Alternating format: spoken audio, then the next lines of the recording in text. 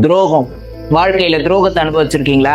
கண்டிப்பா அனுபவிச்சிருப்பீங்க. துரோகம்னா சாதாரண துரோகம் கிடையாது, பச்சை துரோகம். எதிர்பாராம ஒரு நம்பிக்கையெல்லாம் உடஞ்சு சீர்குழஞ்சு போய் நிக்கிற அந்த துரோகம் அனுபவிச்சிருக்கீங்களா? எதிரிய கூட நம்பிடலாங்க, ஆனா துரோகியை நம்ப கூடாதுன்னு சொல்லுவாங்க.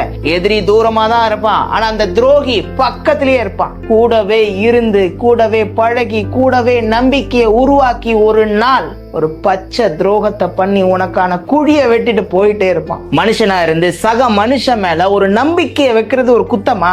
பாசத்தை வைக்கிறது ஒரு குத்தமா? கடைசி வரைக்கும் கூட இருப்பாங்கன்ற ஒரு தைரியமும் நம்பிக்கை வைக்கிறது தப்பா?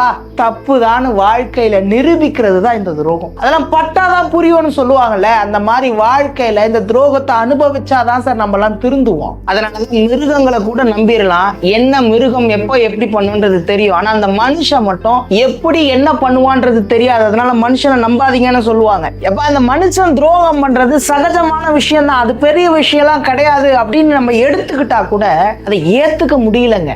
திடீர்னு அந்த துரோகம் நடக்கும் போது உடைஞ்சு போயிடுறோம். அதுல இருந்து மீண்டு எழுவதுக்கே ரொம்ப நேரம் ஆகுது, ரொம்ப நாள் ஆகுது. என்னப்பா இவ்வளவு பேசிக்கிட்டு இருக்க?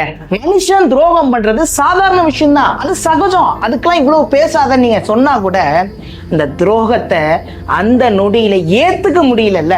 அதான நிதர்சனம். துரோகத்தை அனுபவிக்கும் போது உடைஞ்சு போயிடுறோங்க.